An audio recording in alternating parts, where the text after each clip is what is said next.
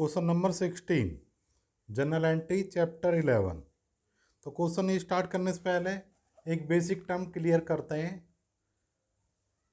कि जब भी हम कोई नई मशीनरी परचेज करते हैं तो उस पर कुछ खर्चे होते हैं मशीन को लाने में, जैसे कार्टेज दी हमने या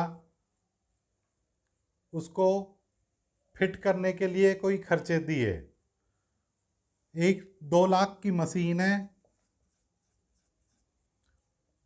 20,000 रुपये कार्टेज दे दी ट्रक वाले को।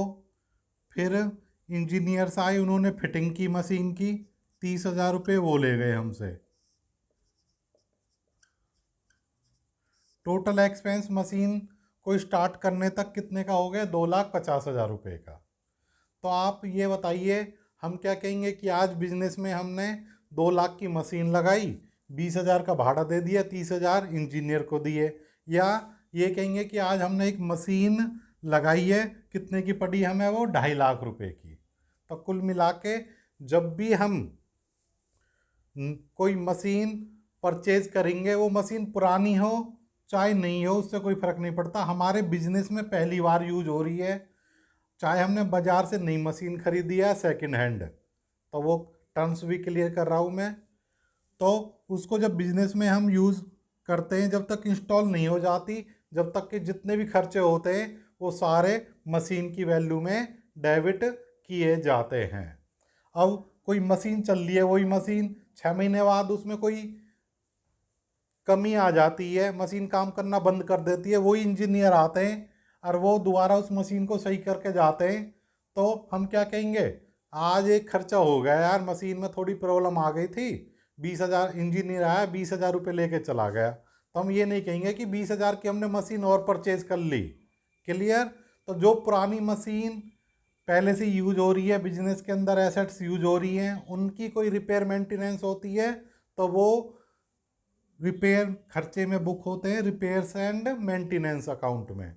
और कोई एसेट्स हम पहली बार बिजनेस में लेके आते हैं तो उसको इंस्टॉल करने तक के जो खर्चे होते हैं वो खर्चों में डेबिट नहीं होते, बल्कि उसकी वैल्यू में कैपिटलाइज हो जाते हैं, उसी की वैल्यू में ऐड कर दिए जाते हैं।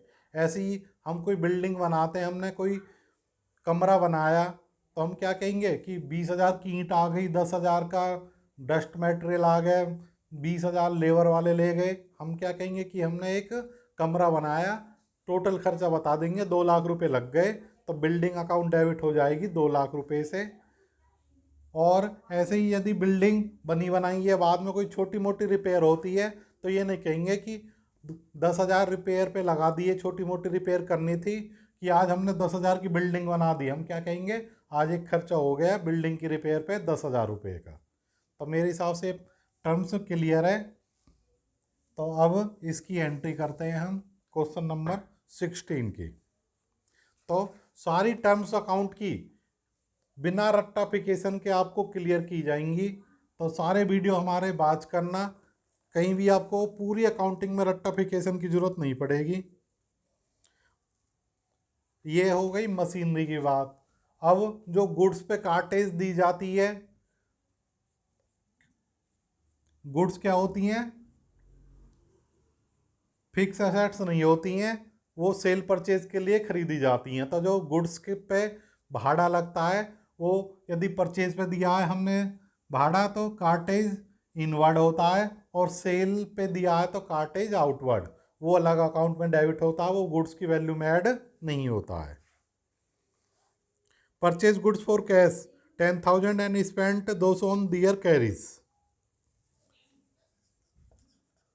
जनवरी 5 को purchase account debit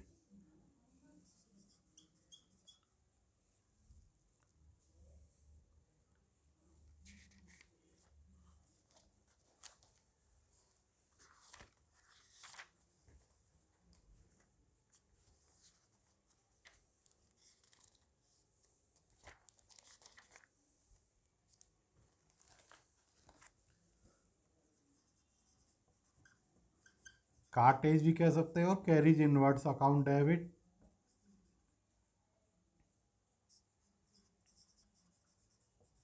to cash account. 10,000 purchase में, 200 रुपये कैरीज इनवर्ड्स में, कैश आउट हो जाएगा 10,200। Purchase machinery for cash 50,000 and spent 500 of its carriage. 50,000 की मशीन खरीदी है, 500 रुपये कैरीज भाड़ा लग गया उसको लाने में, तो हम क्या कहेंगे, मशीन खरीदी आज हमने 50,500 की। जनवरी 10 को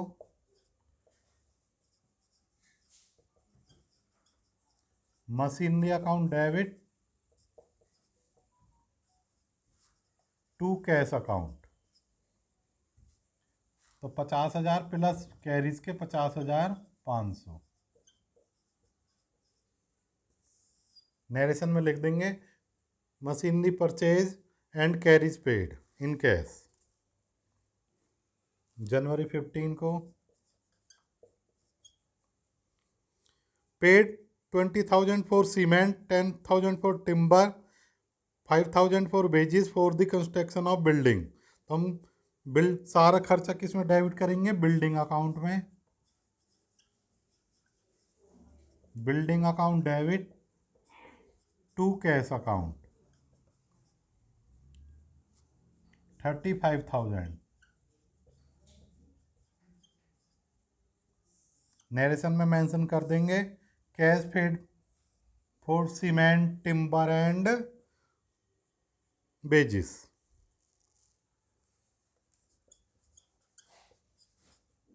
जनवरी 17 purchase an old machine.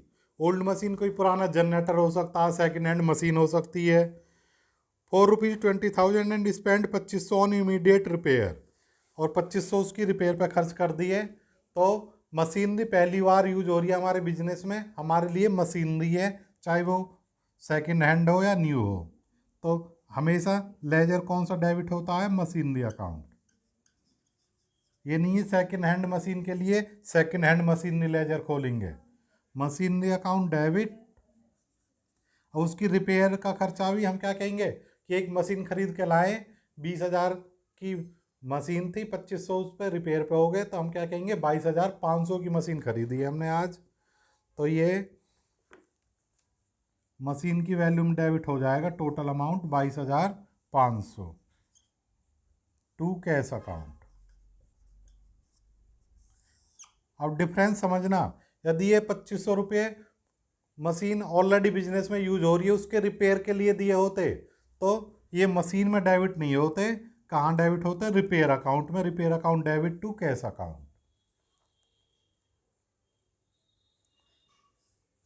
January 20